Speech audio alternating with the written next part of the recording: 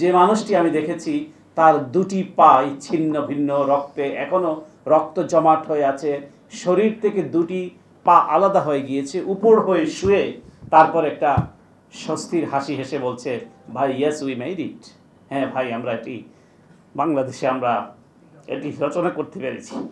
তো এই যে এখনো সে তার দুটি পা বিচ্ছিন্ন শরীর থেকে, গুলি এখনো, আপনি চিন্তা করেন কবে এই বিপ্লবটি সাধিত হয়েছে, এখনো সে ওই হাসপাতালে আছে, তারপরও সে স্বস্তির হাসি হাসছে, বিজয়ের হাসি হাসছে। তো এই দেশে কিভাবে সম্ভব যে একটা ফেসিবাদের এরকম উত্থান ঘটতে পারে? এটি অসম্ভব। হয়তো একটু সময় লেগেছে, কিন্তু এদেশের মানুষ তাদের রক্ত দিয়ে, তাদের সর্বোচ্চ বাজি রেখে এই ফ্যাসিস্টকে পালাতে বাধ্য করেছে।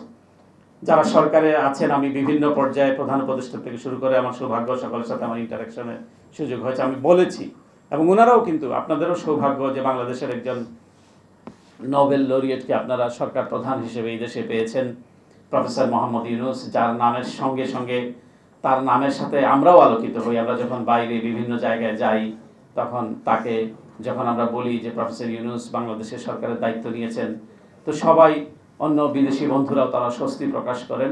তো এটা একটা স্বস্তির জায়গা যে তাকে সরকার প্রধানের দায়িত্ব তিনি নিয়েছেন, এবং এই বাংলাদেশের যে একটা পরিবর্তনের সূচনা হয়েছে।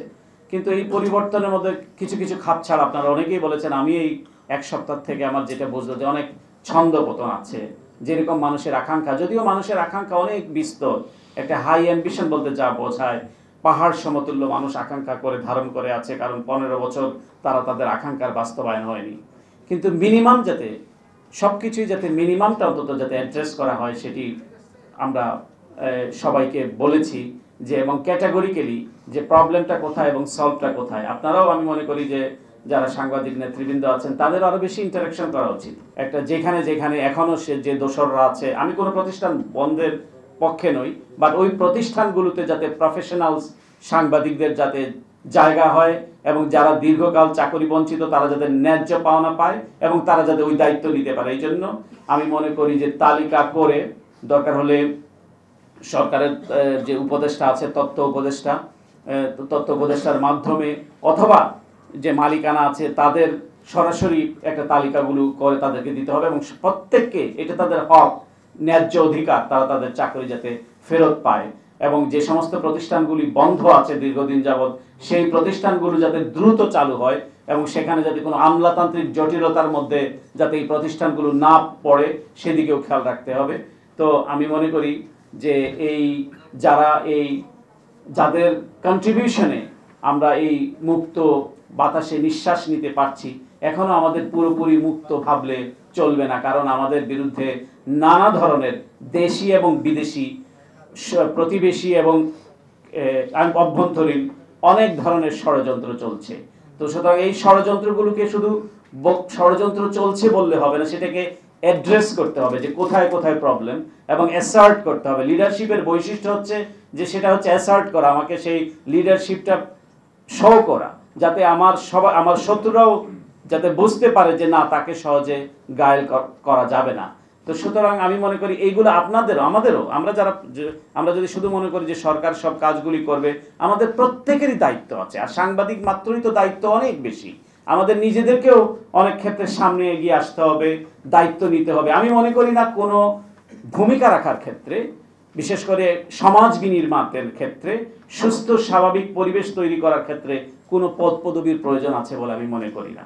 চাইলেই যদি আমার কমিটমেন্ট থাকে, ইন্টিগ্রিটি থাকে, তাহলে পরে, এবং আপনি তাইলে এমনিতেই সমাজে ইনফ্লুয়েন্স করতে পারবেন। আপনারা দেখবেন যে যারা টকশোতে কথা বলেন, যারা মানে ভালো অ্যাডভাইস দেন, তারা তো এক ধরনের ইনফ্লুয়েন্স তৈরি করেন। তো সুতরাং আমি মনে করি প্রত্যেকেরই এখানে দায়িত্ব আছে, এবং সরকারের দায়িত্ব অনেক বেশি। বিশেষ করে এই সরকারের, যেই সরকার একটি ছাত্র জনতার গণবিপ্লবের মধ্য দিয়ে, রক্তপাতের মধ্য দিয়ে একটি সরকার গঠিত হয়েছে, সেই সরকারের দায়িত্ব অবশ্যই বেশি, এবং এই বিষয়গুলোকে অ্যাড্রেস করতে হবে। এবং যারা নিহত হয়েছেন তাদের পরিবার, তারা খুবই মানে সহায়, কি বলে, সচ্ছল নয় তাদের, যাতে, কারণ তার ছেলেটি থাকলে তিনি হয়তো এই চিন্তাটি তাকে করতে হতো না, সে পুরো পরিবারেরই দায়িত্ব নিত। সুতরাং এখন রাষ্ট্রের উচিত এই পরিবারগুলোর দায়িত্ব নেওয়া, এবং এখনো যারা কাতরাচ্ছে আমি কালকেও বলেছি সম্ভব হলে তাদেরকে উন্নত চিকিৎসার জন্য, কারণ যেহেতু আমাদের লিমিটেশনস আছে এবং তাদের কারণেই আমাদের আজকের এই স্বাধীনতা, এই স্বতন্ত্র বোধ প্রতিষ্ঠিত হয়েছে, সুতরাং তাদেরকে আমাদের মনে হয় সরকারি খরচে তাদের বিদেশে উন্নত চিকিৎসার জন্য প্রেরণ করা উচিত। এবং স্বাস্থ্য মন্ত্রণালয়ের উচিত, আমাকে একজন বলেছে যে তাকে সরকারি হাসপাতালে সে ছিল, সেখানেও নাকি তাকে পয়সা দিয়ে ওষুধ কিনতে হয়েছে। তো এই বাংলাদেশে এটি সহ্য করা হবে না যে সে রক্ত দিয়েছে, গুলি খেয়েছে আপনার অধিকার প্রতিষ্ঠা করার জন্য, আর তাকে আবার পয়সা দিয়ে ইনজেকশন কিনতে হবে, তারপর দাঁড়ে দাঁড়ে ঘুরে। এটি কিন্তু কাঙ্ক্ষিত না, এটি হওয়া উচিত না।